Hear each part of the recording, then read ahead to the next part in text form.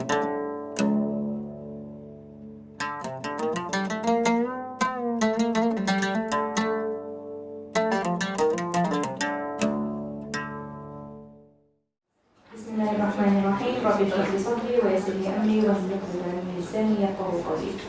the name of Allah, the most compassionate, the most merciful, we send our blessings and salutations to Prophet Muhammad, peace be upon him, his family, his companions, and those who follow him to the day of judgment.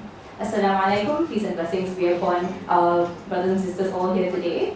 And my name is Zubaida. I am from the Youth of Darul Arqam, which is the youth wing of MCAS, and I will be your master of ceremony for today's event. Specially brought to you by the Muslim Converts Association Singapore, otherwise known as MCAS or Darul Arqam, the one-stop center for you to learn about Islam. A gentle reminder to please switch your phones to silent mode and to refrain from recording the talk. There will be filming and photography throughout this event. We seek your kind understanding and we thank you all for your cooperation. The format of today's talk will be a 1-hour sharing by our guest speaker, followed by a 30-minute Q&A session. During the Q&A session, you may ask your questions by stepping up to the microphone stands located at the aisles beside you. Alternatively, you may send in questions through our Slido, which the event code is #MuslimCrossroads. That's #MuslimsCrossroads, MUSLIMS Crossroads, or scan the QR code you see on the screen in front of you. We also have sign language interpretation available for our talk today, and our sign language interpreters for today are Sister Suhaila and Bro Elfie. To begin our event, let's start off with reciting Surah Al-Fatiha, which is customary to begin our recitations at every event in hopes that it will be blessed. May Allah bestow His blessings upon us all. Ameen. Bismillahirrahmanirrahim. Alhamdulillahi Rabbil Alameen. Ar-Rahmanir-Rahim. Maliki Yawmiddin. Iyyaka na'budu wa iyyaka nasta'in. Ihdina as-siratal mustaqim. Siratal ladzina an'amta 'alaihim ghayril maghdubi 'alaihim waladdallin. Ameen. Alright, ladies and gentlemen, brothers and sisters, thank you once again for joining us today on a Friday night, no less. It warms my heart to see all of you here today. May Allah grant us beneficial knowledge and understanding for being here in His presence. I would like to start our event proper by inviting our reciter, Ustaz Arif. Ustaz Arif, could you please take to the stage as I give you a brief introduction. Ustaz Muhammad Arif bin Muhammad Khairul Tan undertook his early education at Madrasah Al-Irshad, after which he pursued his bachelor's in linguistics and multilingual studies at Nanyang Technological University. Fun fact, we go to the same alma mater. His deep interest in the Quran is visible as he grew up joining numerous Quran memorization competitions, and he completed the Talaqi, which is recitation with narration to the Prophet ﷺ in the riwayah or narration of Hafs from Asim under the tutelage of Ustaz Zulkifli bin Fazil. Ustaz Arif Tan believes that the journey of learning the Quran in recitation and understanding it has to be a lifelong journey. Today, Ustaz Arif will be reciting from Surah Ali Imran, which means the family of Imran, which is the 3rd chapter of the Holy Quran, and he will be reciting verses 1 to 9, and the recitation will be followed by an English translation by myself. Ustaz Arif, please. Assalamu alaikum wa rahmatullahi wa barakatuh.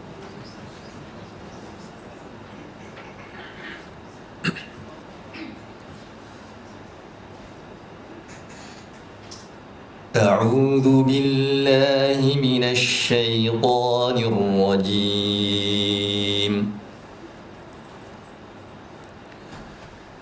بسم الله الرحمن الرحيم.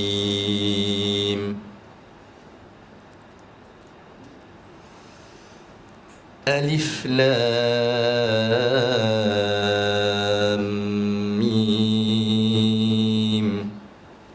In the name of Allah, the most benevolent, the most merciful. Alif, Lam, Mim. These are letters from the Arabic alphabet that only Allah knows their meaning.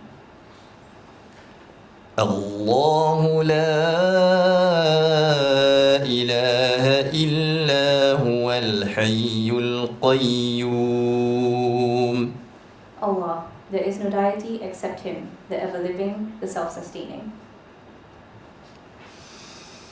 نزل عليك الكتاب بالحق مصدقا لما بين يديه وأنزل التوراة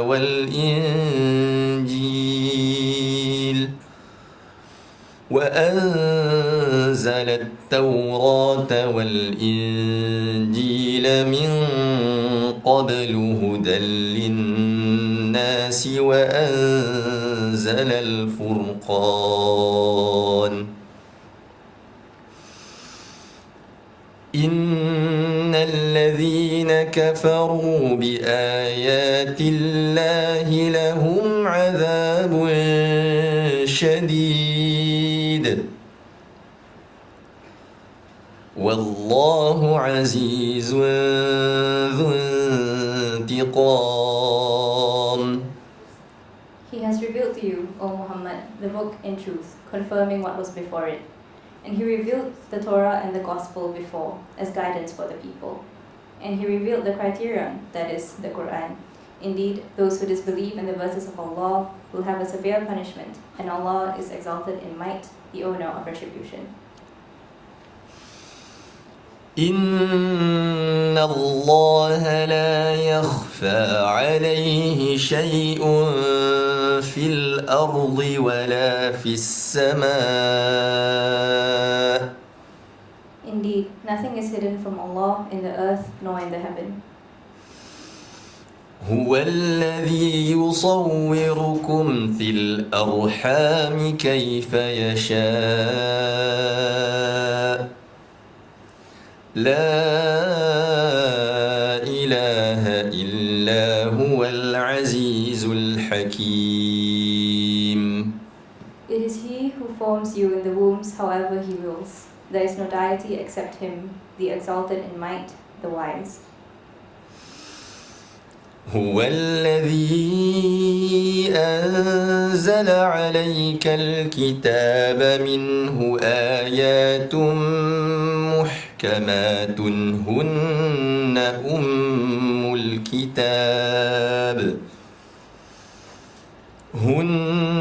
أم الكتاب وأخر متشابهات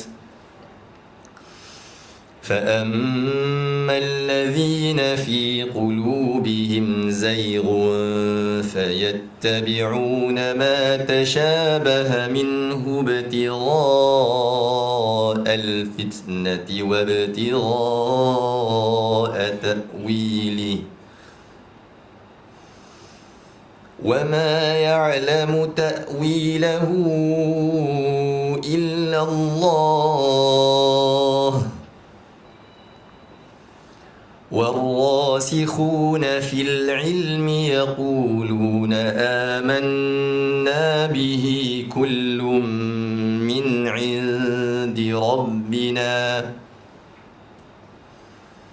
وما يذكر إلا أولو الألباب. It is He who has sent down to you, O Muhammad, the book.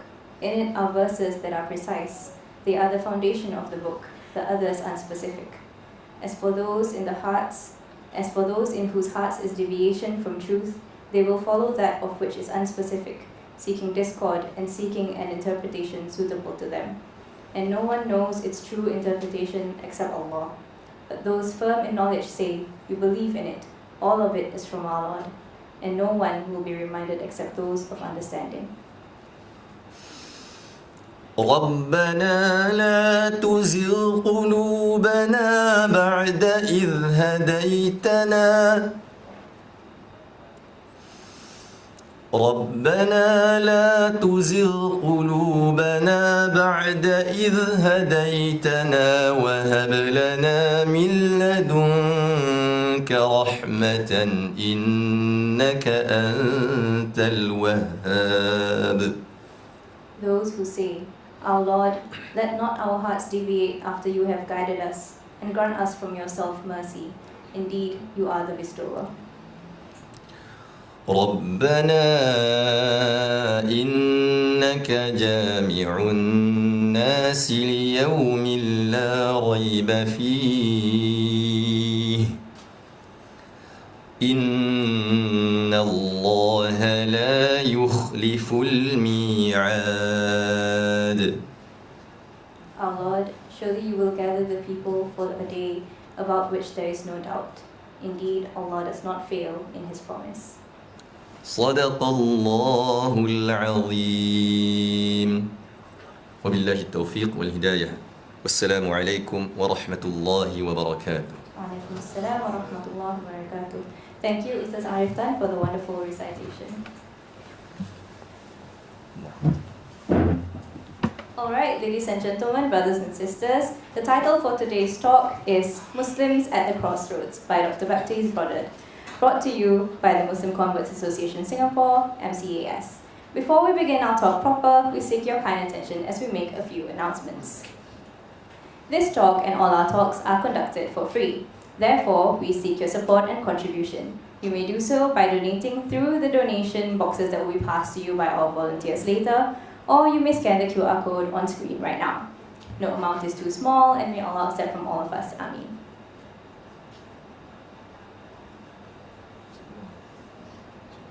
We would also like to make a special announcement from By Malina, who have supported our MCAS talks by posting about it on their Instagram page.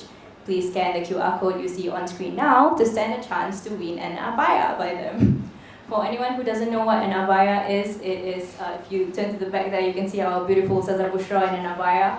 That's what an abaya looks like. Also, just to share with everyone, we have several booths outside of our auditorium today, including our very own English Islamic bookshop and 3 more small business owners. Do show them some love by visiting them after the talk. We also have some free publications which you can take home to share with your family members and friends, inshallah. Alright, back to our talk. Our moderator for today is Ustaz Luqman Hakim Ruslan. It is my pleasure to invite him to take his seat on the stage. Ustaz Luqman, please. Ustaz Luqman is a graduate of Islamic University of Medina, majoring in Islamic law and jurisprudence. He is currently a youth development officer and mosque religious officer at An-Nahda Mosque, and is also part of the Asatiza Youth Network. Ustaz Luqman also holds a graduate diploma in counseling psychology and finds that as much as physical health is important, mental health is also key to progress in this world. He also believes that ultimately one would need spiritual awareness to truly succeed in life. In his free time, he would play basketball or work out with youth, or just take the opportunity to spend more time with family. He advocates a healthy lifestyle and believes in the simple pleasures of life. Ustaz Luqman, thank you for gracing us with your presence today. Alright, ladies and gentlemen, kindly turn your attention to the screen where we'll be playing a video to introduce and welcome our speaker, after which I'll take my leave and pass the time on to Ustaz Luqman to get the talk started. Dr. Baptiste Brodard holds a PhD in Religious Studies at the Swiss Center for Islam and Society from the University of Fribourg, Switzerland. He wrote a thesis on Islamic social work in response to social problems such as exclusion and identity-based conflicts in Western societies. Dr. Brodard has traveled to about 50 countries worldwide, intending to meet Muslim communities and scholars. He focused on social change, social actions, and cultural issues. These trips gave him a strong cultural awareness of various communities and societies. Join Dr. Brodard as he shares what inspired him to embrace Islam at the age 18, his faith journey, and how his travels have influenced his balanced perspective in understanding Islam. Ladies and gentlemen, let's extend a warm welcome to Dr. Baptiste Brodard.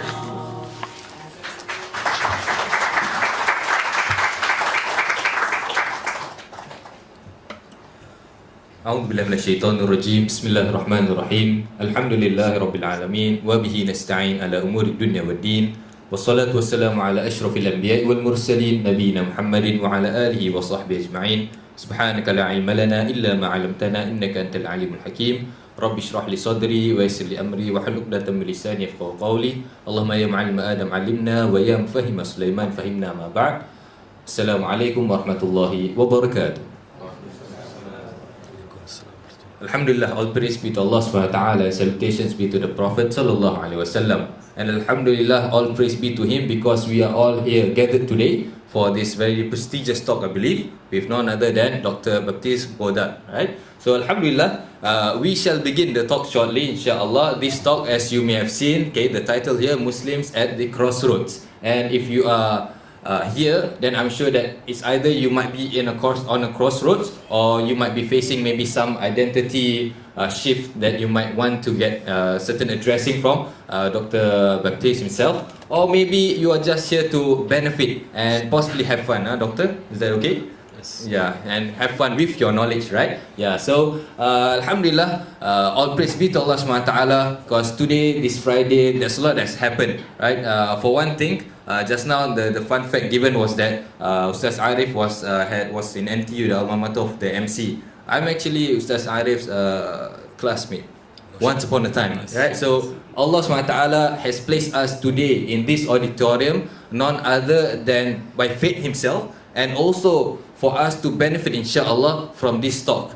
Whether we go out of this auditorium feeling the blessings from Allah subhanahu wa ta'ala, or whether we do not, that is entirely up to Allah subhanahu wa ta'ala. But we do need to have that intention moving forward, and we hope to have that intention now. Alright? So before we begin, let us have the intention to benefit from this talk inshallah, and may Allah subhanahu wa ta'ala smoothen the process for all of our affairs inshallah. Right? Without further ado, I will pass the floor to Dr. Baptiste inshallah for him to begin his delivery. Tafadhal mashura. Okay, thank you so much. Thank you so much for this introduction. Bismillahir Rahmanir Rahim. Alhamdulillahi Rabbil Alameen. Salatu wassalamu ala Sayyidina Muhammad wa ala alihi wa sahbihi wa barik wa sallim. Assalamu alaikum rahmatullahi wa barakatuh. Good evening. Welcome to everybody. And thanks to Ustaz Luqman for this very important notice. I think that he summarized what we want to achieve tonight. We want to speak about heavy topic, but what's the reason behind when we speak about that? It's not just to try to find subjects, to try to find things to do, or even excuse to gather, even if it's nice. It's also because we feel that there are issues that should be addressed collectively, that we have to think about important things affecting us as people, but also as a community, as a Muslim community. And I'll try in this regard to give some inputs, to give some points about diverse identity-based issues we may have in our lives. But the most important thing for us, inshallah, at the end, at the second part of the talk, is your comments, your questions, and hopefully we'll keep enough time to discuss, to speak together, to address the questions, the comments, to welcome your critics as well, because these topics is not classical way of talking about Islam.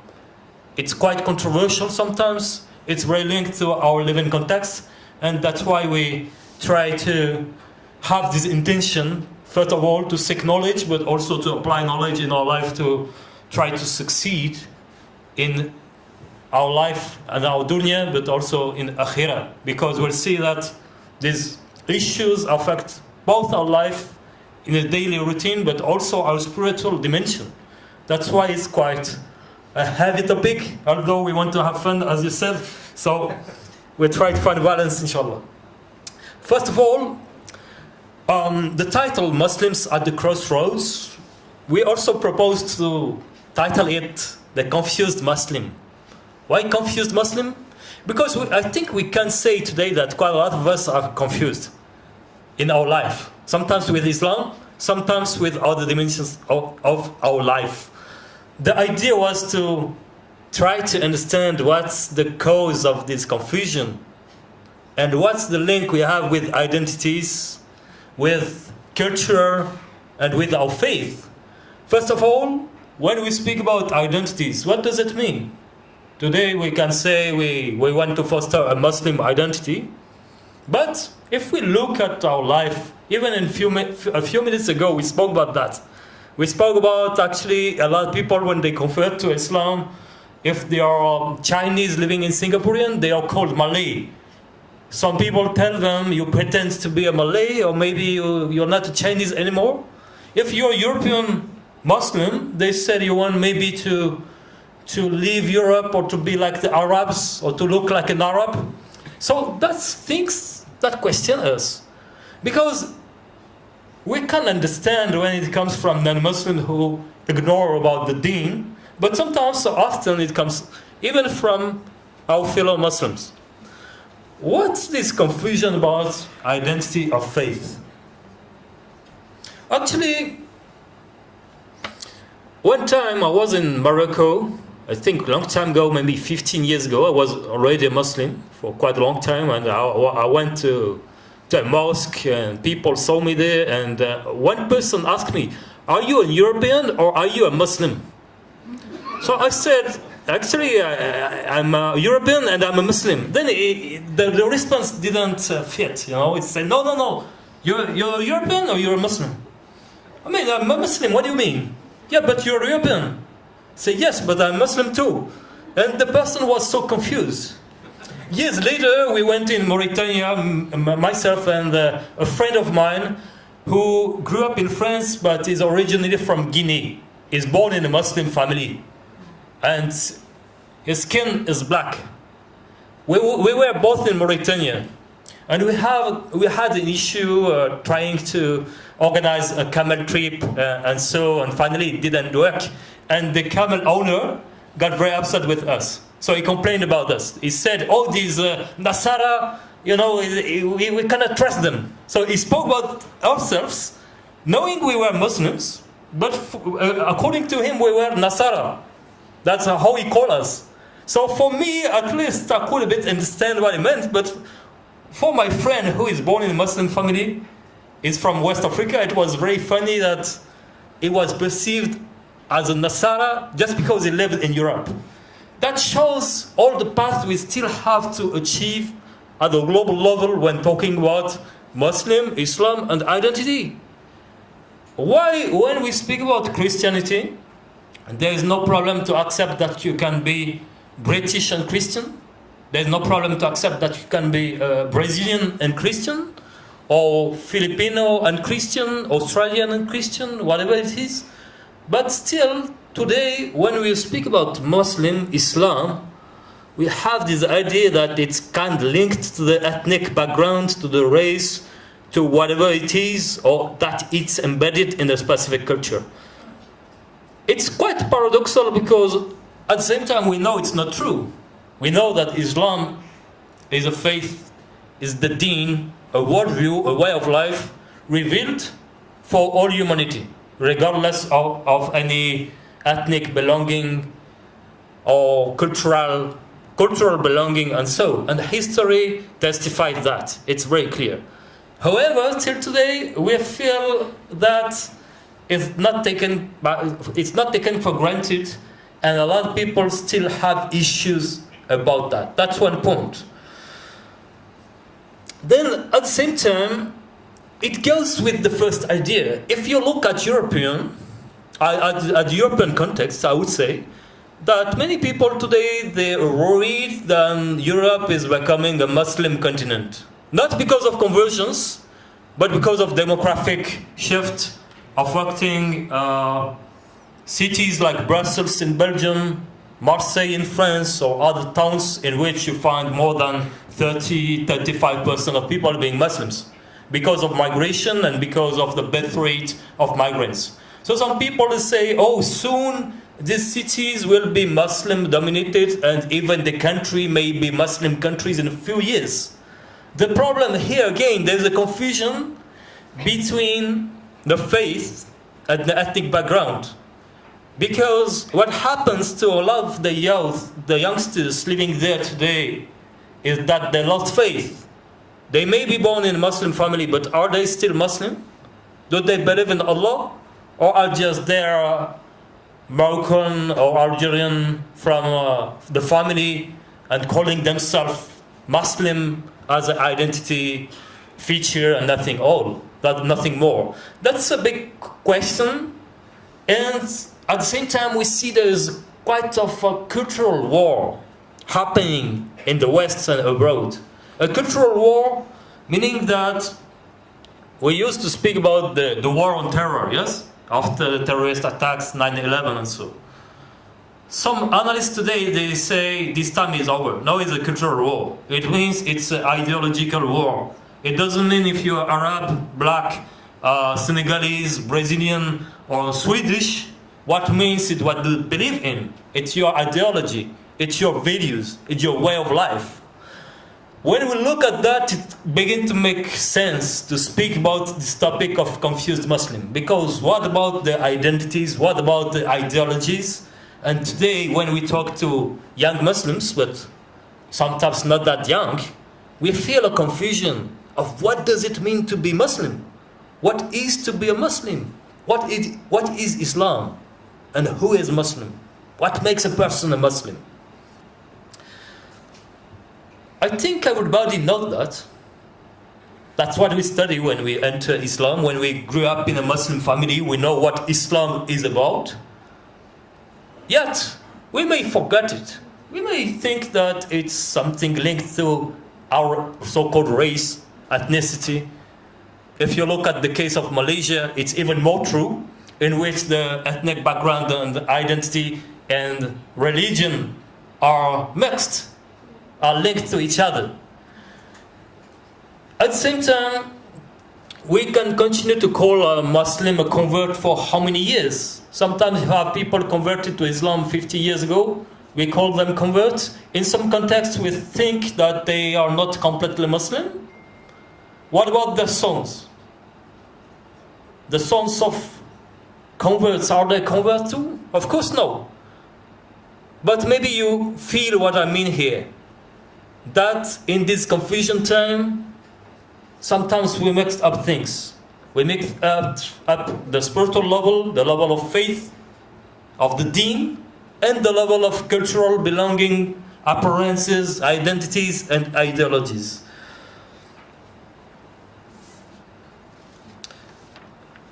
To respond to the issues we face, tribulations we face, as Muslims, the first reflex we may have, and I think we agree on that, is to go back to the Quran, is to go back to the roots of Islam, which is a preserved tradition, which has a preserved book revealed by God, the Quran, that contains very powerful and clear statements about humans, about the nature of humans, about the way of life we are supposed to follow, and ontological principles that are taught. Just to name a verse. أعوذ بالله من الشيطان الرجيم بسم الله الرحمن الرحيم يا أيها الناس إنا خلقناكم من ذكر وأنثى وجعلناكم شعوبا وقبائل لتعارفوا. This verse is often quoted. In English it would be, O humanity, O mankind, indeed we created you from a male and a female and made you into peoples and tribes so that you may get to know each other. لِتَعَارَفُوا. Ta'arufu here is like a maqsid.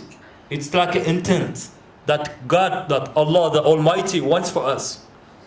So the diversification of people from a unique principle.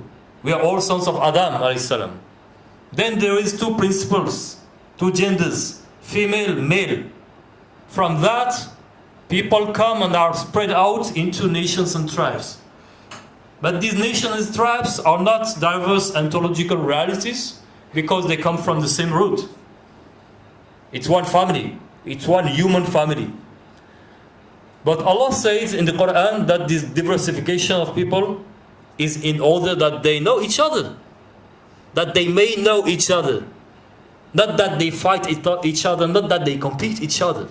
That's a very powerful call.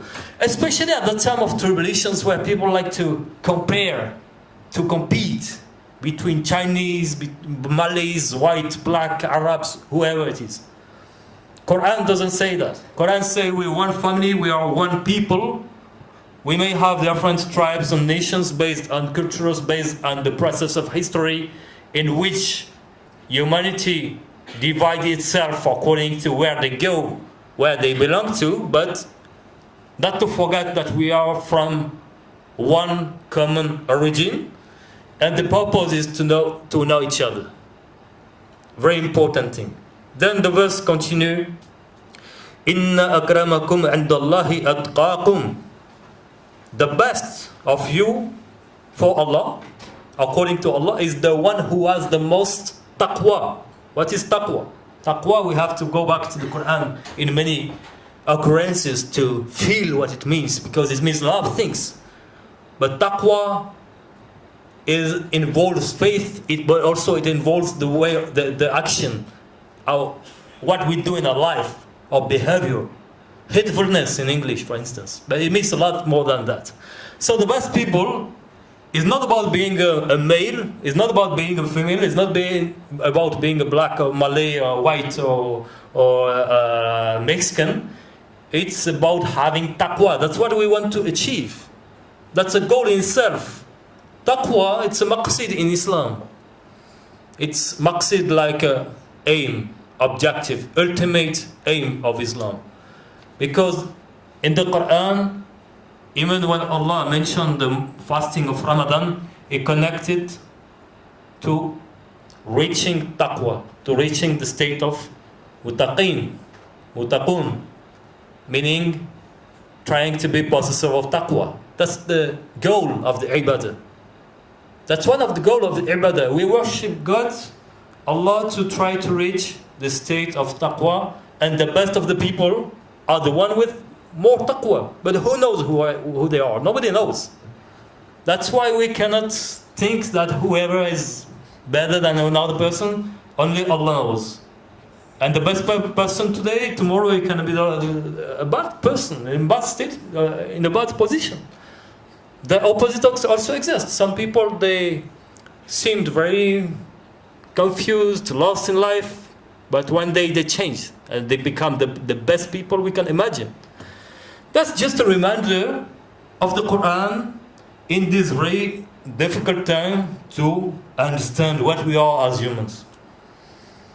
After we'll speak about current ideologies, and we'll see that there is so much difference with these teachings. That's why I wanted to start with this verse. Another interesting point in this Quranic verse is that it mentions two genders, male and female. And the verse doesn't say one is better than the other, but it acknowledges that there are two genders. Not 3, not 4, not 5, not 15, or I don't know how many they count now in some societies.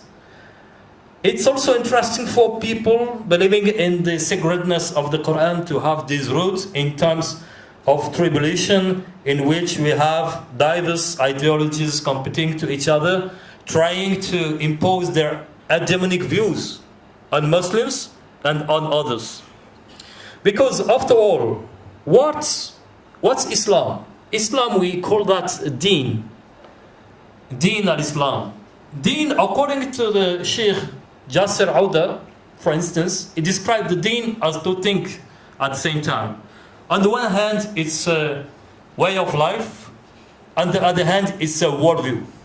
A worldview because the Deen, Islam, gives you clear principles, teaching, belief about the nature of the world, the nature of Allah, the nature of the humans, and the purpose of the human life. So by itself, Islam provides us with a clear understanding on our role on earth. That's why we call it a worldview. Some people would call that an ideology if they don't agree with it, but we will prefer the term worldview. It's a way of life at the same time because it gives principles, it gives norms, it gives guidelines that we are supposed to follow, to respond to Allah's wisdom, to call ourselves to the best way to live our life. That will be the topic of tomorrow, inshallah, because tomorrow we'll speak about Sharia, maqasid Sharia. So, the Ivan law somehow, the path we're supposed to follow as Muslim. Of course, every topic is connected. And so Islam is about that. If we go later, if we want to understand, but what's the point of Islam? According to Ibn Qayyim, a great scholar, he called everything in the Islamic law is about rahmah, mercy, compassion to the earth. So Islam is a way of life with principles, a worldview, with fundamental teachings that drive us to follow a specific way in order to spread compassion, mercy on ourselves and on the others, on the world. That's how we can resume it in this time of tribulations in which we forget sometimes. You know, one day there was a khutbah in Paris, Friday khutbah, one day, and the Imam, a well-known scholar in French called L'Arbi Kishat, said, "Are you happy?" It began the khutbah with that, a very provocative question, because you could guess that most people in the mosque was not that happy, you know. You could just look at the face, and if many people have so much problem, so much pain in their heart. So the Imam said, "Are you happy? You're not happy, why? Are you following the way of Islam? Before knowing if you're happy or not. Have you tried to follow it?" Big question. It's like when we go to the doctor, we complain to be sick, the doctor gives us medicine, and I come back to the doctor 2 weeks later, I still complain. He will ask me, "But did you take the medicine?" I said, "No." So what would he do? He said, "That's your mistake, that's your bad." Sometimes with the Islamic way of life, we face more or less the same situation.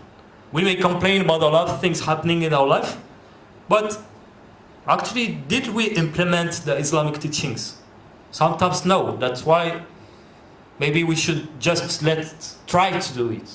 Try to do it first and see how Islam can change our life.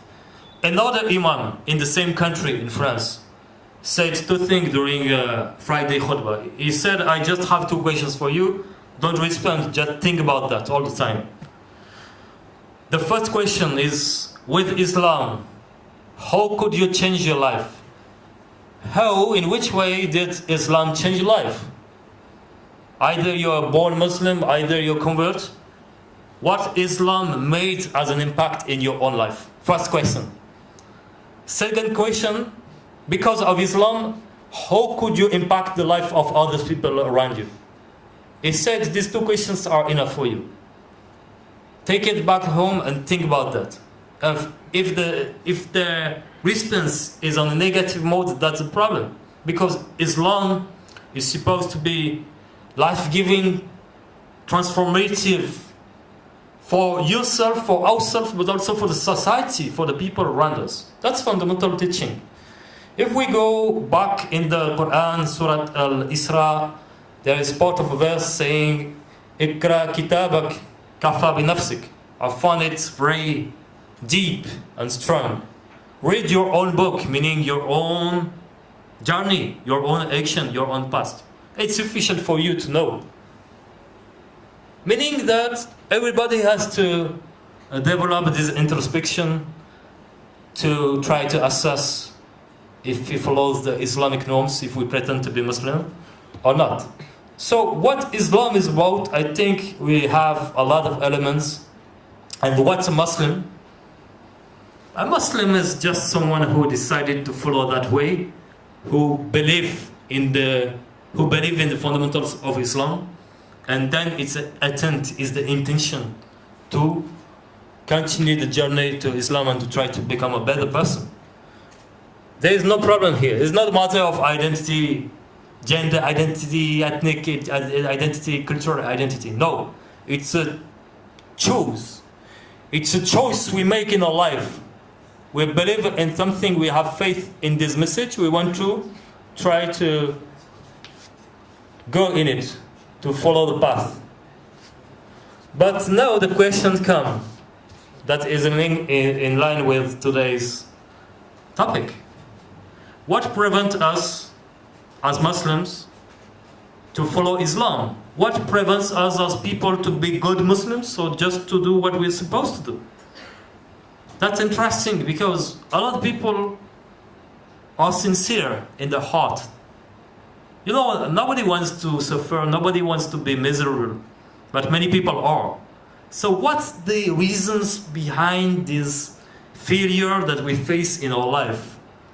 That's why we get this title, The Confused Muslims at the Crossroads, because it's sent back to quite a lot of recent tribulations linked to new ideologies that have an impact in our life.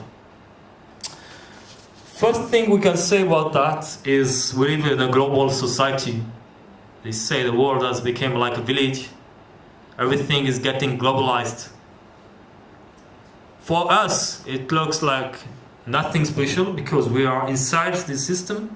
But if we think about the past, until today, when you travel to remote places, you can still feel traditional way of life. That slowly, they are getting disappearing now. But if we go back to that time, the life was much more easy to understand. There was a system. There were values shared by people. Take a village in Sumatra, I don't know, it's a Muslim village. You had a structure, you had a common belief, you had people of authority, educators, guru, teachers, scholars. You had an order. You had a role. You know what the woman is about. You know what being a man is about, and so. But now you go back to the same place. Maybe it's not the same. Because of globalization, you had a penetration of many foreign influences, new ideologies, which confuse a lot of young people. This confusion goes so far that a lot of people, youngsters, they even question their gender identity. They ask, they are not sure if they are girls or boys in some societies today because they are taught to question that. So it's a complete reversal of what we had so long for granted as a value system, as a worldview, that is now challenged by new waves of thinking, by new ideologies coming from outside. If you add that to another problem, which doesn't look like as a problem. Actually, it looks as a very big improvement in terms of technology.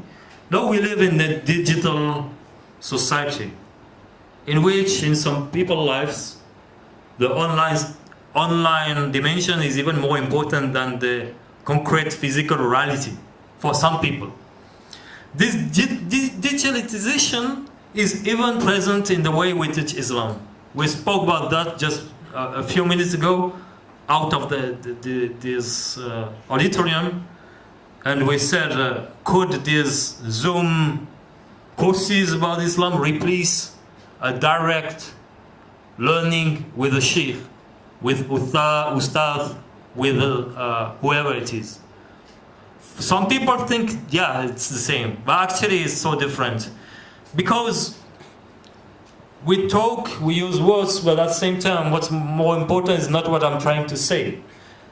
I think the most important thing here is to be together and to have this time together, this energy, this humanity. As Ustad mentioned, the most important is the intention. Whatever happens, we try to have good intention, and we believe there is a kind of barakah, blessing, in the settlement. When we meet scholars, some of the scholars have a light that would influence people around them. But if we connect by Zoom, we may not see this light. It's not the same at all. That's why this new technology, although it has some interest, of course, it can't replace the old ways of doing things, especially in terms of religion. But for some people now, it looks like it begins the new normal, the new system, and they don't think it's a problem at all.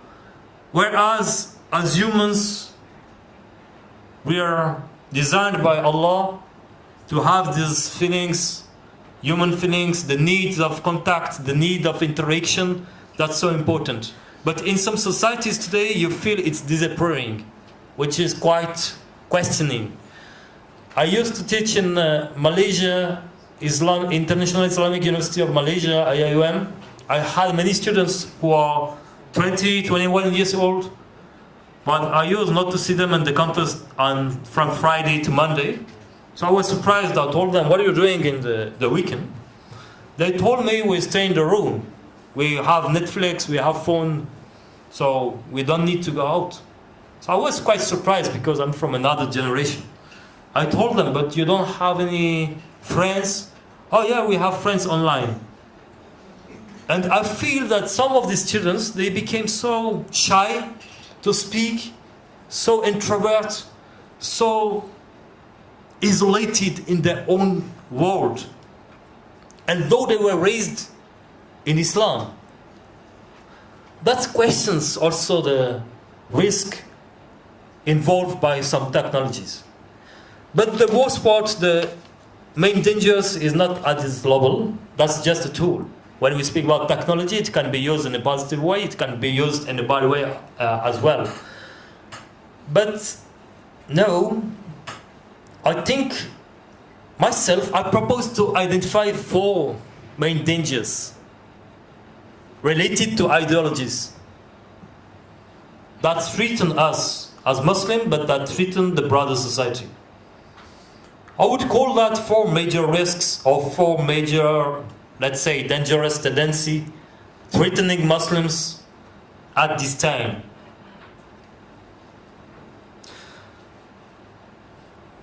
The first one, I would call it classical right-wing racism that you find in the West. You had this post-colonial prejudice, this post-colonial mindset that led to Islamophobia, but to other kind of hatred towards people who are not from there, or who think differently, or belong to another culture. It relates to the ancient hegemony of the West, and that's one of the poisons which still exists today in some countries. Because, as we have seen in the Quranic verse before, racism is a poison. It's not acceptable for us. It's not acceptable, but it still exists, or it even tends to increase in some society. We can't feel what's the link with us as Muslims. Is not a danger for us because we are Muslims. We are not the Western white right-wing people. But actually, traveling to some places, you will find the same ideology in other cultures, in other countries. People think they are better because they are Malays. Because people think they are better because they are Chinese. People think they are better because they are white, or because they are from Soninke tribe in West Africa and not from Fulani, and so on. So that's a poison that was mostly developed in the West over the last 2 centuries, but actually it exists in all society. Racism has to be tackled, it has to be condemned, and it doesn't have to be accepted. Sadly, even in Muslim societies, we hear about racist comments sometimes, and that's not acceptable at all. So there is an education duty at this level. But then, now, this is related to the right wing, extreme right. But then, what is interesting today is to identify another poison, which is supposed to be the reaction or the solution to the first one, but which is not. I call that postmodernist, leftist ideologies, or postmodernist neo-Marxist talks about races, about genders, even about feminism. So that's the opposite in terms of politics. We call that the left. extreme left. Where it comes from? Actually, it comes from the same area. It comes from the West. Now it's promoted worldwide through a Western hegemony, a new Western hegemony, which claim to be against the West, but which comes from the West, so it's very interesting, but which promotes the same categories than the other camp. So they will see you as Malays, Chinese, white, black. They're quite obsessed of that. They fail to see you as humans because they think that the world is divided between dominant groups, and you belong to one group, and then you have the guilt, or you have a victim, according to where you stand. As a sociologist, I observed concrete manifestations of this ideology, even in some Muslim events worldwide, in South Africa, in the UK, and so. So some people in this event, you had a woman going out of the conference and she said to a group of men, you should be blamed to be men because you're the side of the oppressor. You should feel bad about that. You should feel guilty to be man. Same thing about the white. You should feel guilty to be white because you know what the white did in history, so you are one of them. This ideology has nothing to do with Islam.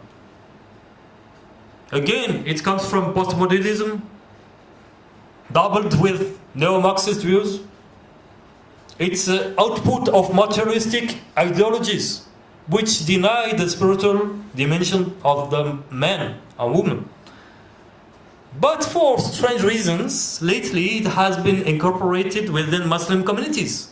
So now you have so-called progressive Muslim groups who speak that language. Sheikh Zaid Shakir from the US addressed that issue a few years ago in a Friday khutbah. He said they promote a language of hatred and division. They're obsessed with the gender, they're obsessed with the race.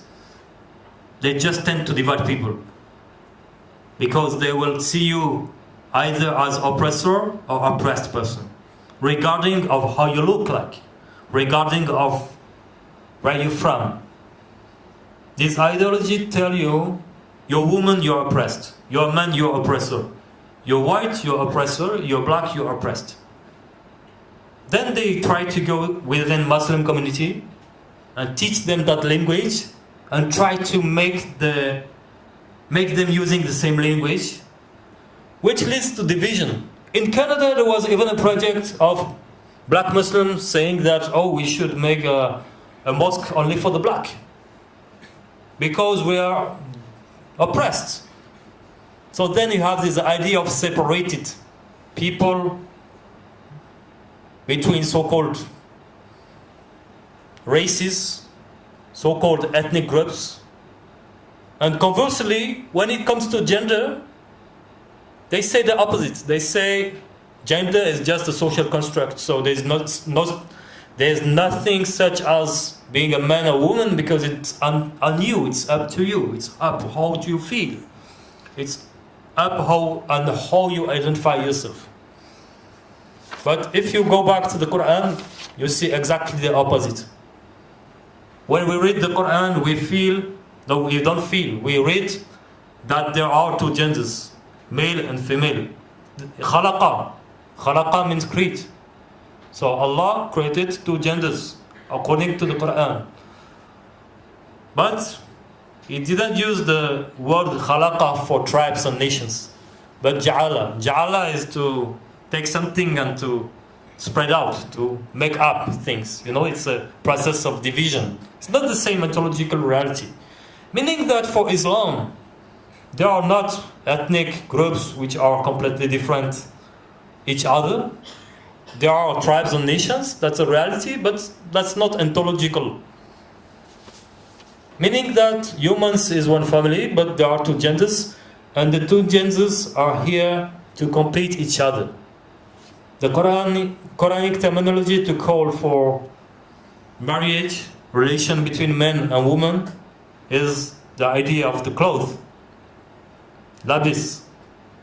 Meaning that the man is a cloth for the woman is a cloth for the man. So it's both complementary. If you look the verse, one of the verse talking about marriage, it says, Bismillahir Rahmanir Rahim, وَمِنْ آيَاتِهِ أَنْ خَلَقَ لَكُم مِّنْ أَنفُسِكُمْ أَزْوَاجًا لِتَسْكُنُوا إِلَيْهَا. لِتَسْكُنُوا إِلَيْهَا meaning sakina. You find sakina with your wife, you find sakina with your husband. That's what Islam wants. وَجَعَلَ بَيْنَكُمْ مَوَدَّةً وَرَحْمَةً. Mawadda, like love. Rahma, mercy, compassion. So you have sakina, mawadda, rahma, three great concepts of which Allah speak when He speak about marriage. The licit union between the woman and the man is not about privilege, it's not about oppression or guilt or somebody is worse than the other. Not at all. It's about complementary relation, love, mercy, and support to each other. That's a completely different story, which doesn't fit this political agenda fueled by postmodernist ideologies, neo-Marxists, which are obsessed with the struggle between people. Because also, let's not forget that when we speak about neo-Marxism, what was before neo-Marxism? Marxism, it was the same idea of struggle applied to the class. But even in Islam, you don't hate a rich person because he's rich. You don't call the poor people to fight against the rich. Rather, you call people to help each other. The rich are supposed to help the poor. But we don't say they are guilty to be rich, like they've done in communist environments over the last century. That's not Islam, that's not what Islam teaches. However, we see that a lot of our youngsters, young Muslims, are influenced by these new ideologies that are very promoted at the large scale, online, but also in the media, also in the academia circles sometimes. A third danger, poison that affects our life as a community is linked to violent extremism, sectarianism, religious excess. Meaning that sadly, in Islam, like in other religions, we had people who think they are the only legitimate Muslims and they blame other Muslims because they don't belong to the same group, because they don't follow the same practice. And this extremism has had very bad effect on people in some countries. I think that Singapore, alhamdulillah, was quite preserved and protected from this. But in many countries, you can find young Muslims, not that young today, that said, we don't go back to the mosque because we don't like the Muslims. But they are Muslims. They pray, but they say, oh, you know, these people in the mosque, they are so extremist. They make Islam so difficult. They think they are the boss, the leaders that have to control everybody's movements. And that's a problem also that led to people living Islam, people having doubt about the faith.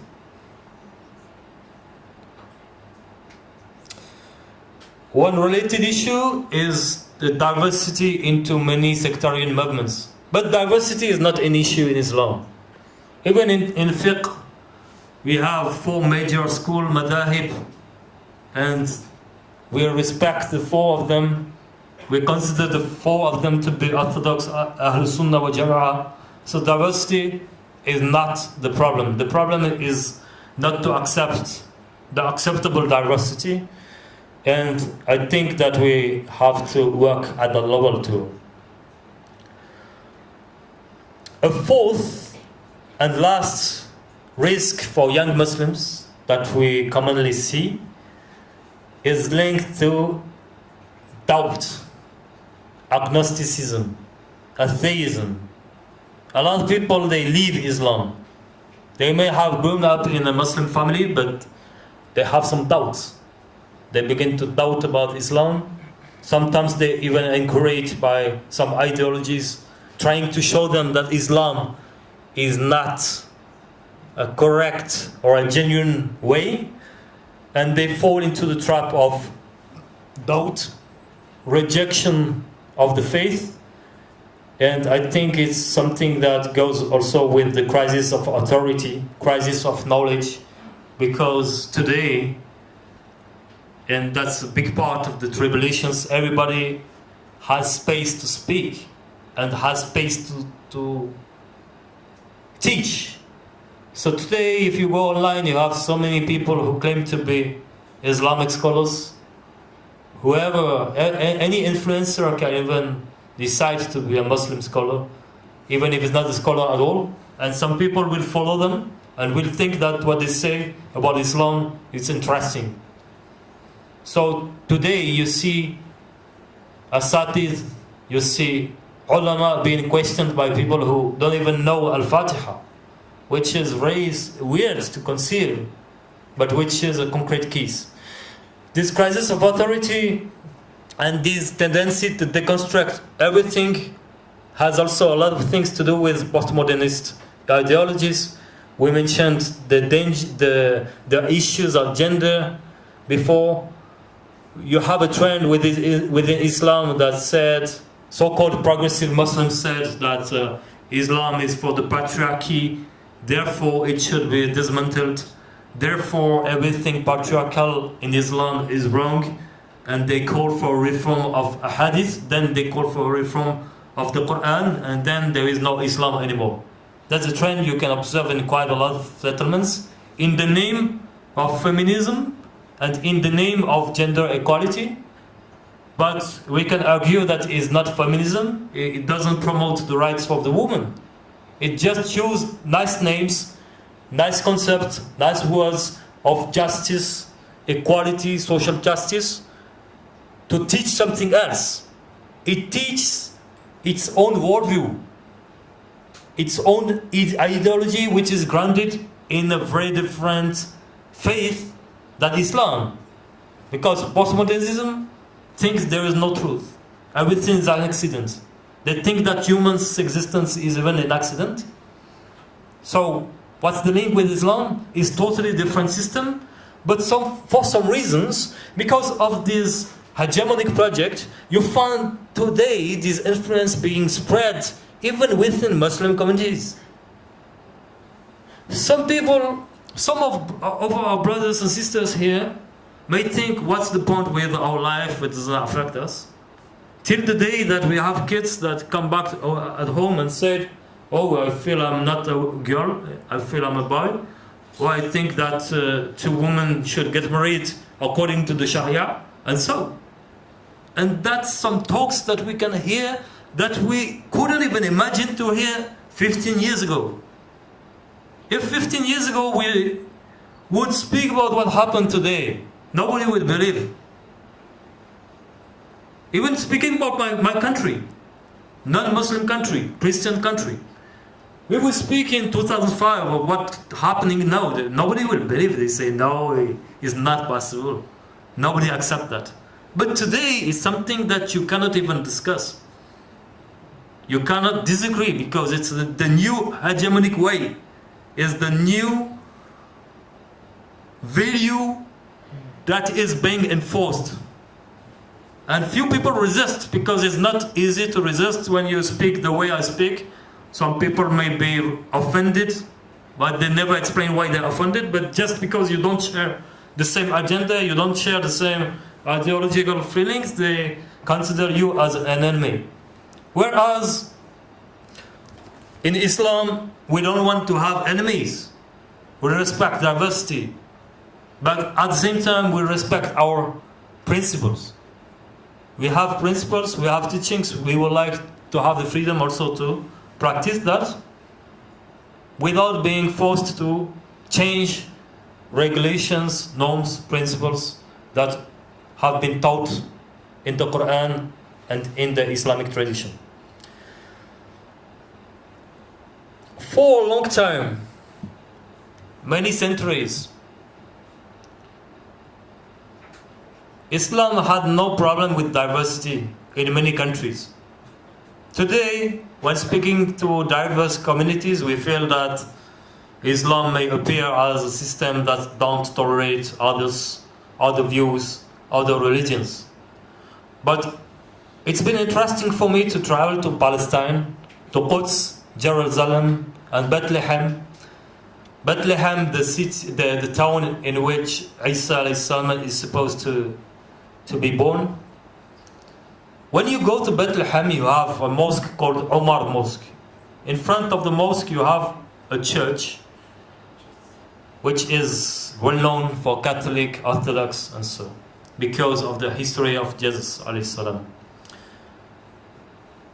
When you look at the history, why the church still exists today? A lot of people, they don't ask the question, they forgot history.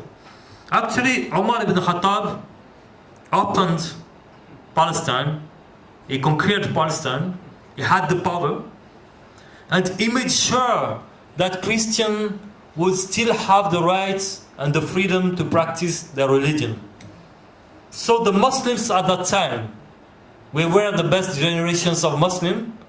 They didn't force the Christians to be Muslim. Rather, they let them pray and they make sure that they could keep their church. That's why today in Jerusalem, Quds, even in front of the big church, Nativity Church, you have a mosque, also called Omar. Because Omar ibn Khattab went there, he was even invited according to the tradition to pray in the mosque, but he didn't want to pray in the church. But he didn't accept to pray in the church because he was afraid that if he did so, his followers, meaning us as Muslims, we would take the church and to make it a mosque. So he just went outside and prayed. And the place he prayed, today it's a mosque and the church still exists. Islam had no problem to accept other religions. Today, when we try to speak about Islamic fundamentals, principles that we would want to negotiate, some people may attack us saying, oh, you want to enforce your views. It's not the case. We just want to keep our faith, our ideas, our principles, and to welcome the one who want to join. And the ones who don't want to join, we want to keep good relation with them. But not to fight. Not to impose our views on them, but also we don't want them to impose the views on Muslims. So that's what the verse we read before advocates for. Ta'arafu. Ta'arafu, in order that we may know each other, we don't enforce power, we don't want to dominate anyone, but still we want to also keep our faith strong. I have other points to discuss, but I think I speak quite a long time, so maybe let's Ustaz Luqman to complete. Sorry for being so long. Jazakumullah khair. Iyakum, mashallah. Alhamdulillah. To be honest, I think you can proceed if you want to. It's okay.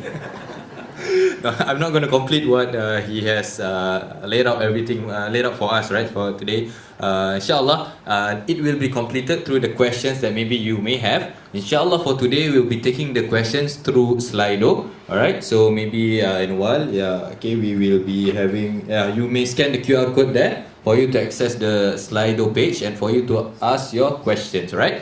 In the time being, right, I may want to summarize a bit, or maybe we have a bit of recap of what we have just heard from Dr. Baptiste, right? So, first of all, when we talk about Muslims at crossroads, right, the most important thing, wherever you are, maybe you're feeling confused, maybe you are the confused Muslim and so on, you may want to go back to the Quran, right? And one of the verses, in the Quran, there's a lot of verses actually touches on the father or the first man, which is Adam alayhi salam. And when we think about it, when you look back, Adam was created from earth. Was created from dirt, from earth. And all of us actually, we originate from Adam alayhi salam, despite our different appearances now, despite our different races or religion, we were from Adam alayhi salam. And Dr. Baptiste, he pointed out just now, this is the unifying factor for our origin. If let's say we do not relate to that as well, right, that we are from Adam alayhi salam, then as Muslims, there is one more unifying factor that we can think about, which is taqwa, from the ayah just now that he read. Okay, taqwa, piety, being the goal or the aim for a Muslim to reach. And that should be the unifying factor for all of us, right? If not the first one just now, that was the origin, right? So whatever that you feel today about Islam and so on, about maybe the dangers that Dr. Baptiste he pointed out, right? The first one was the classical right-wing racism and so on, right? And it's not just prevalent in the West, I would say. Even in Singapore, there might be some elements of racism. If not, then let's boil it down, or let's extract the point from this racism topic, that a person might feel that I am better than you, which we want to avoid, because it is a danger, it is a poison, and it is a risk. It is a risk to our identity. And the second one is the postmodernist, neo-Marxist, right? Did I get it right? Postmodernist, neo-Marxist, right? It's quite a mouthful, If you haven't wrote it down, please do. Postmodernist, neo-Marxist, left-wing. So we've got three elements in one, right? Which supposedly counters the first ideology just now, right? But when you look at it, in the form of this left-wing, it is actually trying to say that everything can be correct or should be correct except for the first category, and in another way also is trying to say that I may be better than you, right? Yeah, in some manner. All right, that's the second poison. And the third one is the extremism, people thinking that again you are the only right one, you are the one that is going to you are the only right one, right? I found just now the term very interesting. There's a religious excess. Did I get you right? Yeah, yes. Meaning that maybe you studied too much, that you I'm sorry, okay, there's no such thing, okay, please, if you study too much, alhamdulillah, that's good, but maybe you think too much, okay, to the point where you think that, oh, my way is the right way only, okay, while Dr. clearly pointed out that we have our four school of thoughts, and even the scholars may have differences among them, only thing that the fundamentals do not differ. So even if, let's say, we are the confused Muslims, then our fundamentals should be solid at least, right? Yeah. And the last one, right, was about doubt, and this one also I quote from Doctor. It was very interesting for me. Is the crisis of authority, in which the authority now belongs to the influencers. So, Doctor, maybe you should be an influencer. Yeah. Okay, but that actually is not in our power lah. It's in the power of the young, the power of those who like have the better trends in TikTok and so on. Subhanallah. Right. So, but interestingly, the crisis of this, the crisis of authority is one that governs our young nowadays, and is one also that influences the old or the older, in which we question every single thing to the point of the authority of our scholars and the authority of the past predecessors even. Right? So did I get it right? Yes. I have a bit more, inshallah. Okay, but I think we're gonna start taking questions if we have. Yeah, I saw one just now. Right. For those of you who have yet to type in your questions, please do so. Okay, please do so.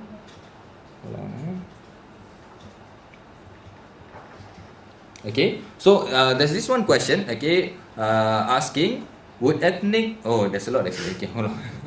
Okay. Okay, this might be a difficult one, Doctor. Okay, but this was upvoted, so yeah, I would have to read it. Okay.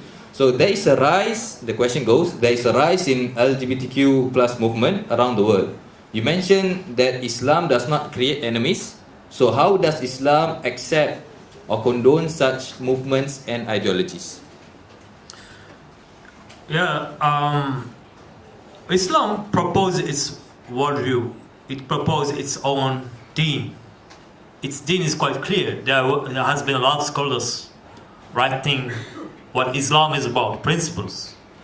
The first thing Islam wants to do is to teach that to people, and then the one who accept it, they're free to join Islam, or they're Muslims, they follow that way. But the one who don't accept that, they are free not to accept. So it's not a model of hegemony, it's not a model of dominance on others. That's why Muslim communities can live peacefully in Singapore, for instance, or in the US, because it doesn't impose its views on people who don't want to follow its way. That being said, the problem today, you have part of these groups, part of the LGBT communities, organizations, and so, which want to impose their views on Muslim. That's the opposite process. So they want Muslims to accept that two men can get married. If you say, no, I don't agree, for us, Muslim marriage is only between one man and a woman, they are not happy with you. So who is the tolerant one here? That's something we can see in many countries. The way we have to continue, I think, is just what has been done now. There is the scholar Yasser Qadhi, for instance, in the US. So he took position, he wrote an article, like a fatwa, I don't know how many pages, about these LGBTQ gender identities and so. So it was clear on that. He said, Islam say that. That being said, we don't enforce our views on others. So the one who don't want to join Islam, they don't want to practice Islam, of course they are free not to do. So where's the problem? The problem is when we feel we are forced to abide and to comply by external agenda. Like now there are people who want to put pressure on Muslim countries and Muslim communities so that they accept these ideas, which is wrong. That's why I speak about this as a hegemony, a new Western hegemony somehow, because it comes from the West as well. So I think that we have to be confident on that, because nothing that what I've said now seem extremist to me. If it's so, if it does so, please let me know. But I think that it's all about tolerance. Because Islam has its way, we don't force people to follow Islam, but we don't want others to transform what Islam is about. That's it. Okay, thank you very much, Doctor. Right. Thank you very much, Doctor, for the answer. Right, the questions are coming in hot, so I'll be moving through some of them. Right, so this one is also upvoted. The question goes. Thank you for the sharing. I have a friend who is losing faith in Islam and is angry with how the Muslims around him behave. How can I help him to keep faith or keep the faith? Yeah, sadly, that's a classical problem. This problem that we heard a lot of people being deceived, being, disillusioned or saddened by behavior of fellow Muslims, and they leave the faith sometimes because of what they witness from other Muslims. It requires education and patience. I would advise to stay close to him, even if he says that he's not Muslim no longer. We have seen a lot of people that they leave Islam, but after a few time, after a few months, they come back to the faith. Because actually, sometimes they're just upset with what they lived, with the experience they had with Muslim. But if they can disconnect and make the difference between Muslim behaviors and Islamic teachings, that's a great step that allowed them finally to keep the journey. I used to say a lot of times in my life, the best people I have known on earth are Muslims, and the worst people I've known on earth are Muslim too. So what does it mean? It means that Islam is a path. Muslims are people who pretend to follow the path. So you find everybody. But if we have bad experience with people, better to keep away from them and find better company. And let's try not to think that Islam is only what Muslims do. But that being said, we will see that some of our Muslim brothers and sisters have the best behavior we can imagine. So we should focus on them as well. We shouldn't just look at the bad examples we have in the community. Inshallah. Yeah, I think it's a very beautiful answer, and the answer is beautiful, but the practicality, or rather the implementation of it might be a bit difficult, because first of all, you as a friend, you need to be patient, you need to stay close, and so on and so forth, and it all goes back really to the individual, whether he's able to discern between Muslims and Islam, right? Mm-hmm. Yeah. Okay. I'll move to a bit lighter question. Okay, I just want to ask you first. It was mentioned that you've traveled to 50 over countries. Is that true? Yes. right? Yeah. So some of them was mentioned just now: Mauritania, Malaysia, Paris is your hometown is Sweden. Switzerland. Switzerland. Okay, Switzerland. So you've been to France and so on, right? So the question goes, where was it? Okay, how did you overcome any racism treatment that you faced while traveling? Yeah, to all those different countries. Maybe you can take some examples from the countries that something happened there. You know? Yeah. You mean racism against me? Yeah. Okay. Actually, when I travel far away from Europe, I don't really face racism. The racism I faced in my life was in Europe, in Switzerland and France, from either from white European people who don't like Muslims at all, so they call you a traitor and they hate you because you became Muslim, or from people who don't like the white. You know, they say I lived in a housing project close to Paris, tough neighborhood in 2005. I sit in the middle of a group of youngsters. We were like 30, 40. One of them said, the first white guy I kill, the first white guy I will see, wallahi, I'll kill him. He was saying that. I was just sitting near him. So I was wondering at that time, I was 19. I thought, did he see me or he means I'm not white? Actually, I was the only white in the group, of 30 people. But then, then at that time, people began to speak with me. All my friends were from African and North African background, but born in France, in these neighborhoods. And they used to tell me, you're not white. You're not white, you're just like us. They always, 3, 4, 5 years, I heard that kind of comments. And I accepted it. So it took me many years to get rid of that, Because for me, I began to think the same way. Maybe I was even a bit racist against white at that time. Because when you live in a certain environment, then, you hear always the same thing. It's a segregated society. All your friends are from Africa. Then you begin to think, oh yeah, the white, even if you know you're white. But then only years later, I began to feel it's not the correct way. That's how I got issue now. I got issue with this postmodernist milieu of people talking all the time about white privilege. Some people, they are rich, they come from rich family, but they may be from India or from Brazil, so they tell you have white privilege, but they have million in the bank. And they say, the best privilege you can have is money, but they will never mention that. So that's the new kind of racist talk.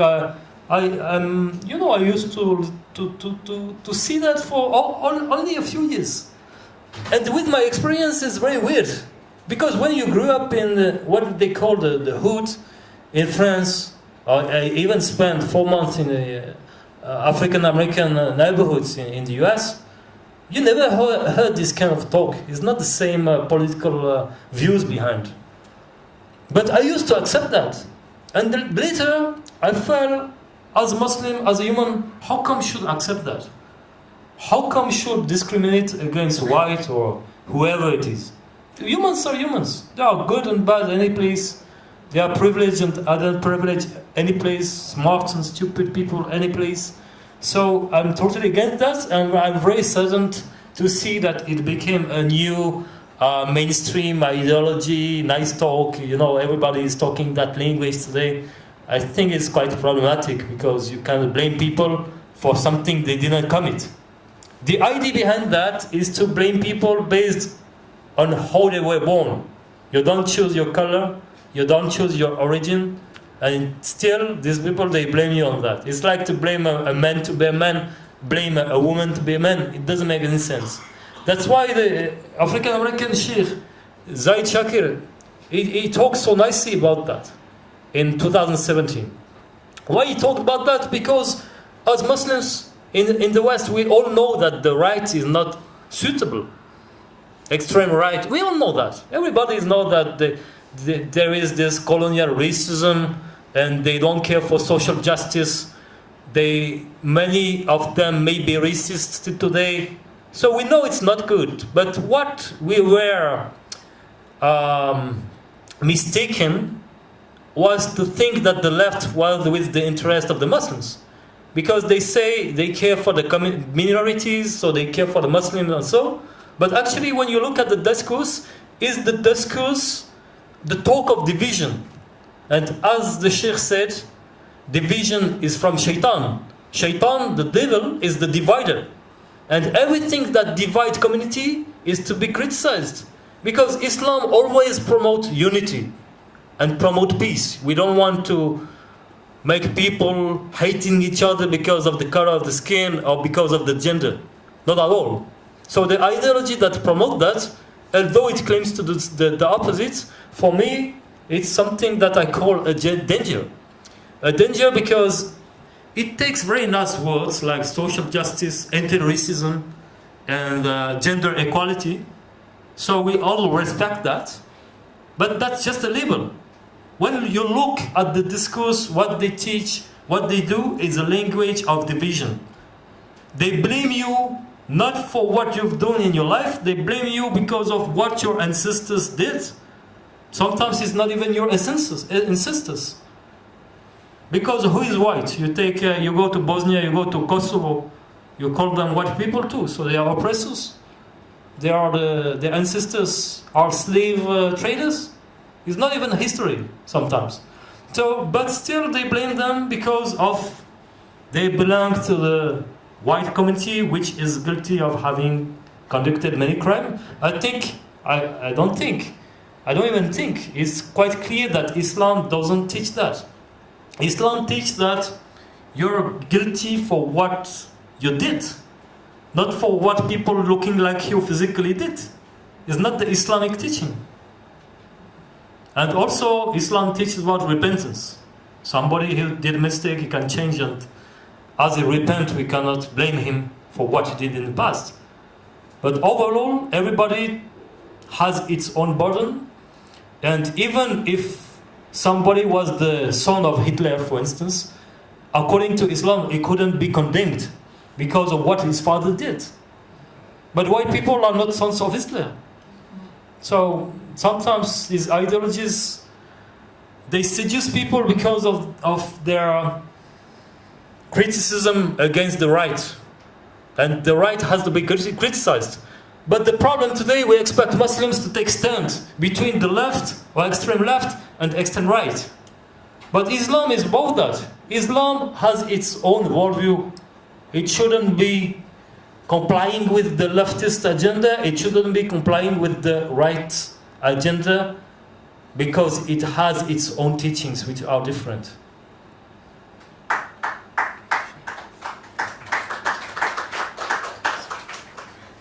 Inshallah, thank you very much, Doctor, for the answer. Okay, the next one, there are several of the questions that have similar themes, right? So, one of the questions, okay, it goes back also to the LGBTQ issue or gender issue, right? So, I'll pull two for you to answer at once, right? So the question goes, how do we support or guide our brothers or sisters who may have this gender dysphoria thing going on or struggling with their sexual identity without invalidating them, right, or their experiences? And the other one that is similar is that how do we help our Muslim brothers to return back to the fitrah, that if they accept the practices of a genderless world, including some the same gender union, but they still practice the pillars of Islam. Yeah, very good question, but because it's very problematic sometimes, it leads to confusion. Actually, we have to be clear that as Muslims, we respect people. Quran say, "Qad karamna bani Adam." We all bani Adam. We all descendants of Adam. So humans are humans. So first rule, we respect humans as humans. Then Islam promotes a worldview, a way of life. So we recommend people that want to follow this way of life to do so. But if somebody has shortcomings or does mistake according to what we believe to be true, he's still a human, he's still a brother, he's still a sister. So we cannot reject people of that. It's like I like to take another example because it's less controversial. Let's take the consumption of alcohol.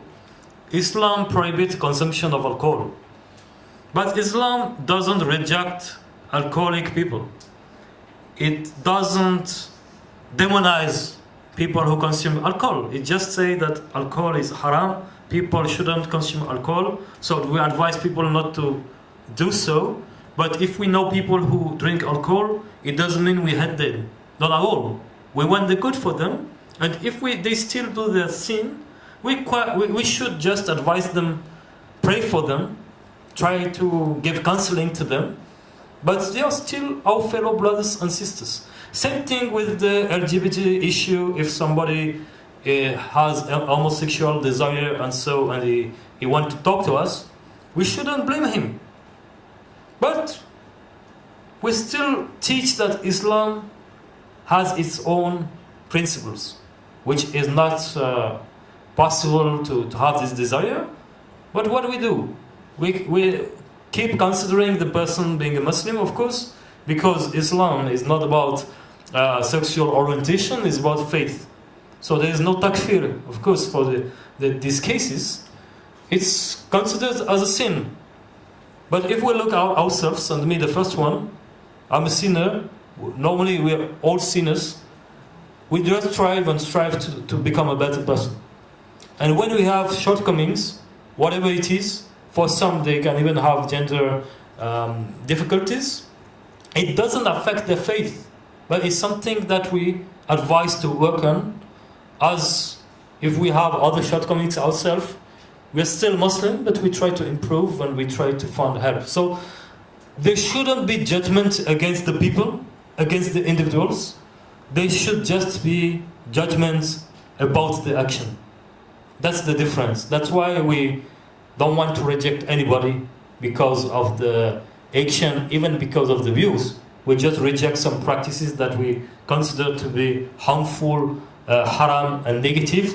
And why is it haram? Tomorrow's talk will address this issue of haram, halal, sharia. Sharia is for our interest. It's for our interest, the interest of humans in this life and in the hereafter.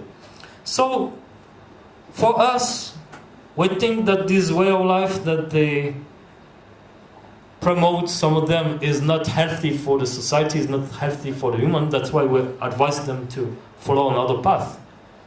But that being said, they are still humans, they are still our friends, can be our family members, and we still have to help them, to be there for them.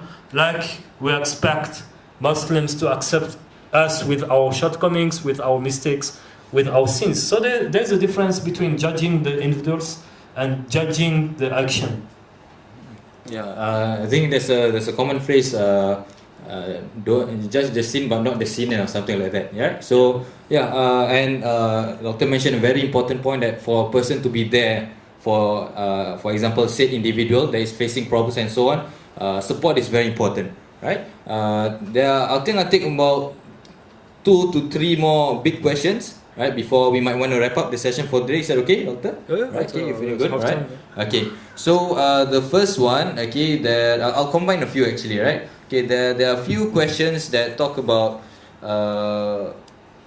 iman and also mental health issue. All right, so maybe you've been in the line of counseling, you've been in the line of social work, sociology, and so on. You might want to comment a bit about iman and also its relations to mental health, maybe.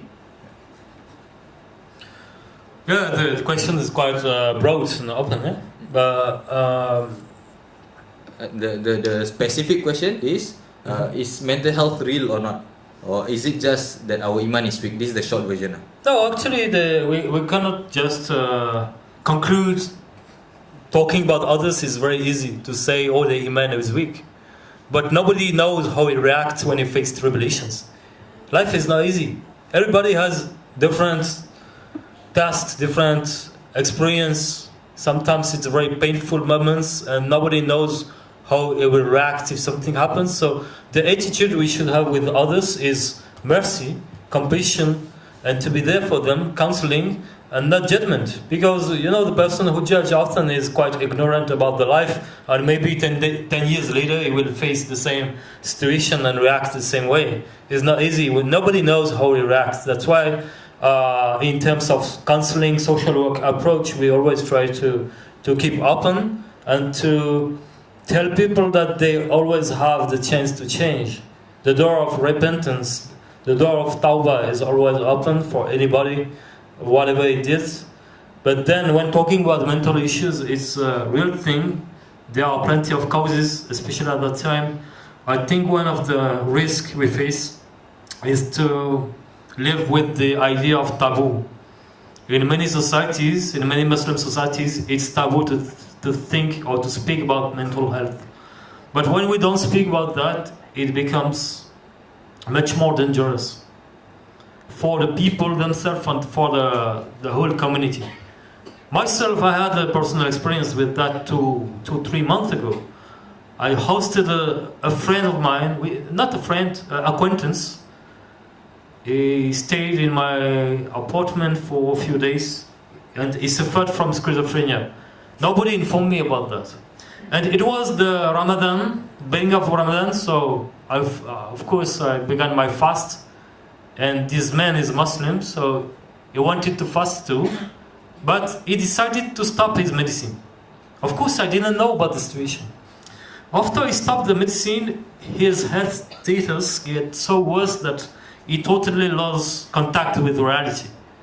And he became very aggressive. And it was very difficult to deal with it. Finally, the police came to my place. I got a lot of issues, and I lost the apartment. I had to leave my own place, so I lost everything because of that. But why I'm speaking about that? Because I can't blame this man. This man is ill, is sick. He suffers from that.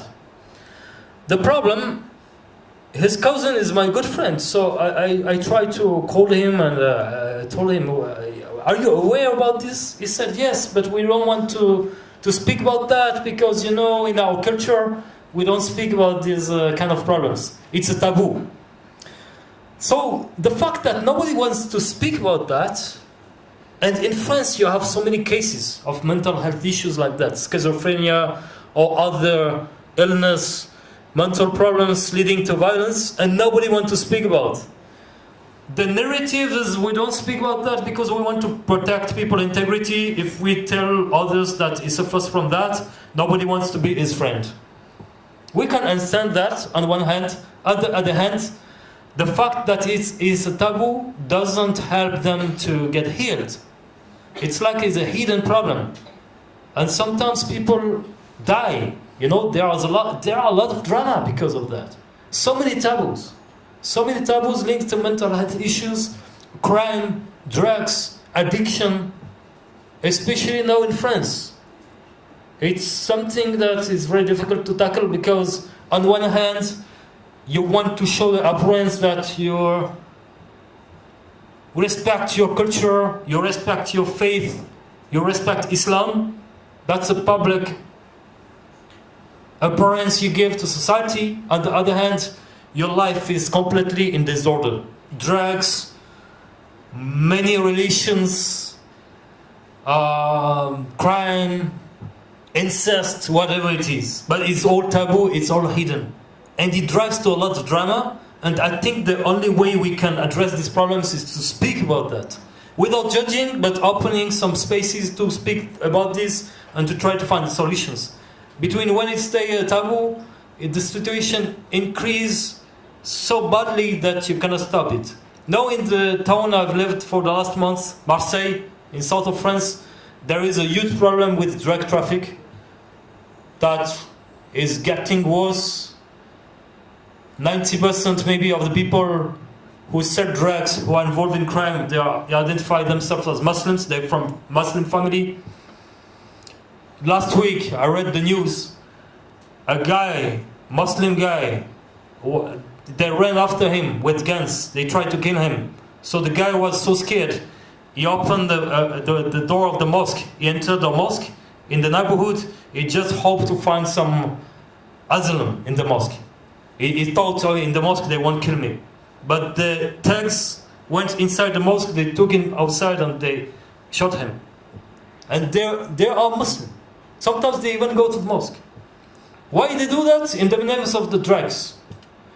Who speak about that? Nobody. It's a taboo. Even when you go to the town, you go to the radio, Muslim radio, we want to speak about this issue, people say, no, be careful, because maybe you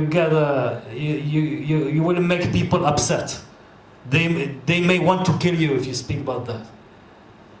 So, when we don't speak about the problem, it gets so big to an extent we cannot even imagine. And then we regret, and then we think, what was the root of that? It begins somewhere, and we should have reacted early, yeah? Inshallah. So at the end of the day, mental issue is real. Okay, it's not necessarily a sign of weak of iman, but to understand whether you or your friends might have this mental issue, then a proper diagnosis is important. Alright? Okay, so as we can see also in the country that Doctor is currently residing, the problems are bigger than what we are experiencing. I see that, and yeah, subhanallah, it's just different from other countries, yeah. Okay, maybe two more questions, inshallah, till we close up for today. The first one, okay, might be a short one, alright, but I noticed this was the first question just now. Would ethnic committees, for example, there's a club for Malays or Filipinos, Indonesians, alright, in a Muslim organization to support each other in social learning and development be a danger or a risk? Is it a form of racism or something, right? No, I don't think it's a form of racism. I think it can be interesting as long as it doesn't exclude others. You can have a club for Filipinos, Muslim or Malay Muslims, but as long as they don't develop this excessive pride and this idea they are better than the others, there's nothing wrong. But also they should keep the door open for the others. If you're not Malay, you should go to a Malay club. If you're not Chinese, you should be able to go to a Chinese club. And that's what happened in a lot of societies worldwide. Not talking about Muslims also, but even in Switzerland, you have this Spanish club, because people want to gather and speak their language. But if you go, they never refuse you. That's the bottom line. The bottom line is to be open to the diversity. You can decide to be with your own so-called old people, because it doesn't mean anything, old people. But at the same time, it's all about the intention. And it's about to keep open to the diversity, to the others, not to close the door. Inshallah. Okay, and to wrap up the question and the Q&A for today, the question and answer for today, we have the question that relates to the poisons and dangers and risks that we talked about today, alright? So, salam, doctor, thank you for your insights. As a common Muslim, how do we communicate or how do we correct the views on the 4 threats, alright, that we mentioned just now to the young? And a similar question, how can I help my children who are already influenced? Yeah. Yeah, we should have more time to develop the 4 dangers, what I call the 4 dangers, because each of them can be elaborated in a much more deep way, of course. Sadly, we don't have time today. But one thing is to identify that, is to understand where it comes from, what are the dangers behind. Because, of course, when we promote the ideology, often there is this communication trick in which you announce nice things. Nobody say we are the bad ones, yeah? When we promote the ideology, we always say it's for justice, it's for peace. Even when USA attacked Iraq in 2003, it was for the good cause, they said. It's always like that.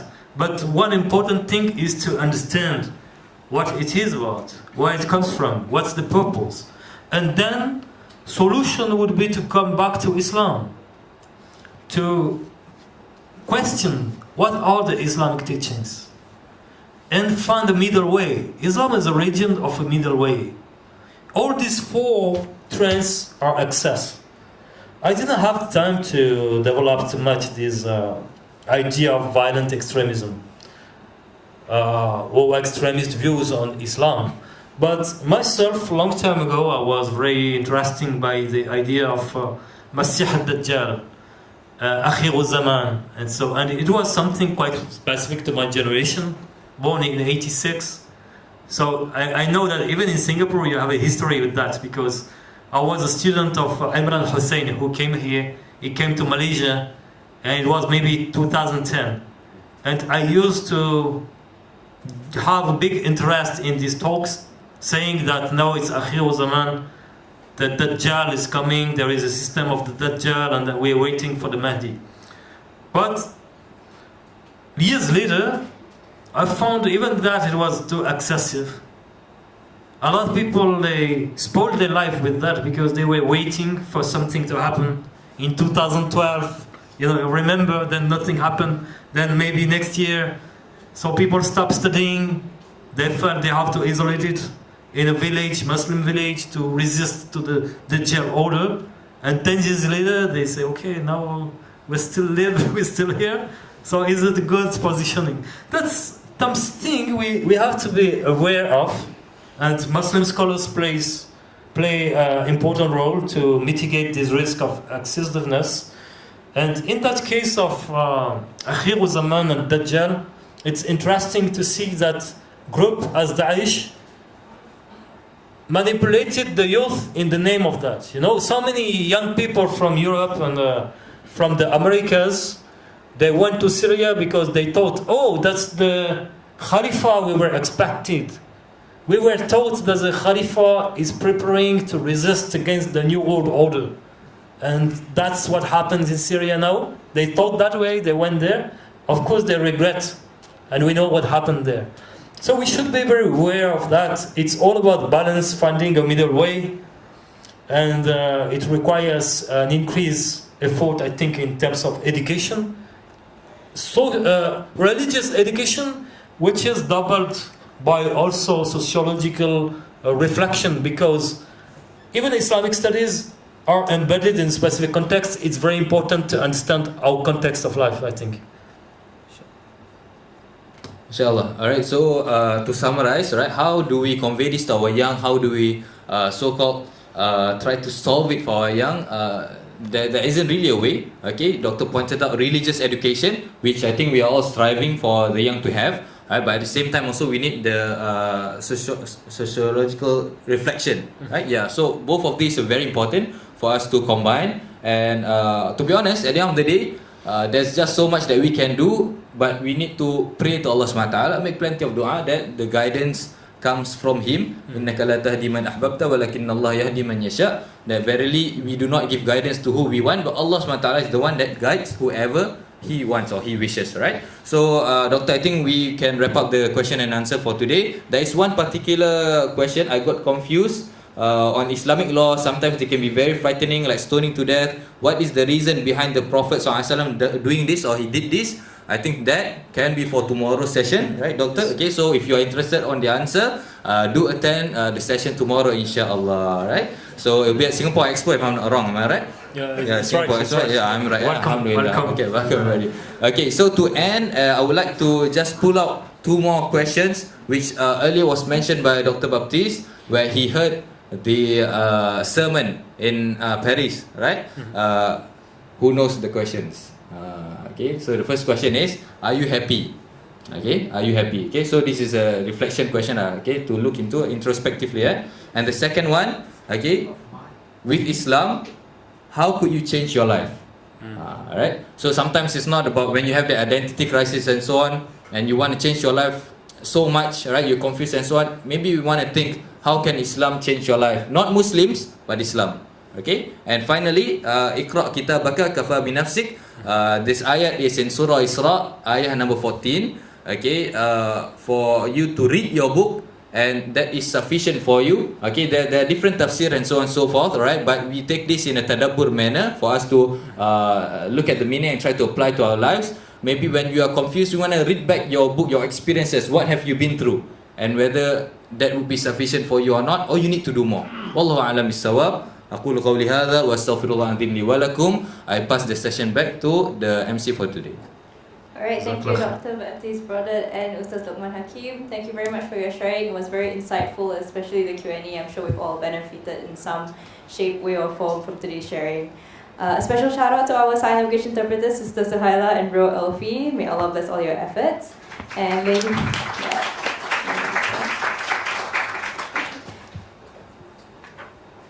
Okay, ladies and gentlemen, brothers and sisters, before we end, allow me to make a few more announcements.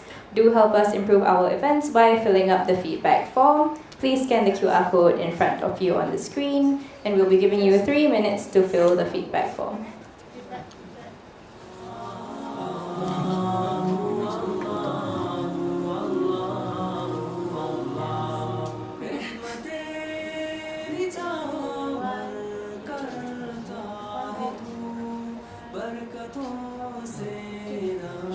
Thank you.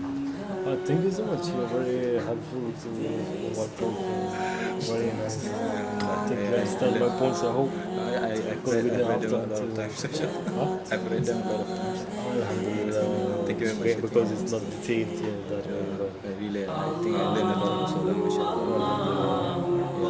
think you went to all the countries and you studied. So, mashallah. I love to so you know how to speak Arabic. So. Yeah.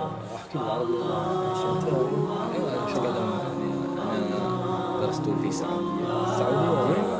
المدينة المنورة لكن بكالوريوس بس فقط بكالوريوس ديجري الله يبارك أحسنت والله. أنا تعلمت العربي فقط بسبب أسفار من موريتانيا إلى اليمن، ولكن ما كنت في معهد. لكن تعرفت بعض علماء في مدارس عسكرية وبقيت معهم، ولذلك فهمت العربية. جميل لكن تقرأ شوية تقرأ. جميل ما شاء الله. الحمد لله. كثير من موريتانيا من اليمن. نعم في علماء كثير الحمد لله. ما شاء الله. I hope they understand my points, especially this one about their possible instance, because it's more controversial. Yeah, if let's see this term, the wokeism. I forgot to use it. Yeah, I forgot to. Because this the youngsters. Yeah, they use that. Yeah. This is too philosophical. Yeah, I should have said that. Yeah. But it's okay. I think. Sometimes I guess like there's a lot that we want. Yeah, and then you never really read your plan. I mean plan for your, because you're afraid not to mistake, but then when you speak, you never know what's coming in mind. Sometimes I forgot half this. But honestly, inshallah, there's a lot that benefit them. Inshallah. I hope so. I hope it was clear. Also, Ask stay in Allah. Singapore. No, I 7 times. But normally I don't live to Haja, I just come to visit friends. So this is the seventh time. I think 7. The first time was 2008. You're from here? Yeah, I'm from Singapore. So after this, do you like give talks in other countries also? I did in Indonesia 2 times last week. Then Croatia, but it's more for the academic stuff. But tomorrow you will be the moderator? Oh, I'm sorry. It will be very helpful. Inshallah, will be a better one. No, very nice. It makes my stance much more. Alright, I hope that was enough sometimes time you for you stress guys to me fill in the forms. then we can do As it mentioned direct before, our and talks and see. most of our classes are conducted for free, so we seek your kind So donations. when we are If you missed the through, chance to do so it's earlier, you may contribute through the donation boxes or by scanning the QR code on screen. There May were Allah a accept your lot of other generosity. questions or not? There were a lot of other questions. Oh, There it's were really a lot. I think there's like maybe 10 more. Oh, 10 more. There are a lot that are similar, asking about LGBT. If you are interested in joining future talks and events by MCAS, do follow us on our social media platforms. You may do so by scanning the QR codes on screen right now. Like Islam, you propose a system, but you don't force people. So you cannot be judged to be harsh, because it's not about harshness, especially in a country like Singapore. You say that's our way, you're welcome to join, but if you're not joined, we will still respect you. We don't harm you, we don't I think your response is very good. We'd also like to remind you to check out our English Islamic bookshop and all other books outside when you leave the auditorium. And please feel free to take home any of the free Islamic publications as well. I think it's like somebody. If you enjoyed yourself today, do leave us a 5-star review on Google Reviews so that others may benefit from our services in future, inshallah. And with this, we have come to the end of our talk. Let's end our session with Tasbih Kafara and Surah An-Asr, prayers that are recited to close an event and in hopes of attaining blessing and gatherings of knowledge such as these. سبحانك الله وبحمدك أشهد أن لا إله إلا أنت أستغفرك وأتوب إليك بسم الله الرحمن الرحيم والعصر إن الإنسان لفي خسر إلا الذين آمنوا وعملوا الصالحات وتواصوا بالحق وتواصوا بالصبر آمين. Alright, on behalf of MCAS, I would like to thank you all once again for joining us today. I will take my leave and I hope to see you all tomorrow at our next talk, 8 p.m. at Max Atria Singapore Auditorium. Wassalamualaikum, and I hope you enjoy the rest of your evening. Walaikum salam.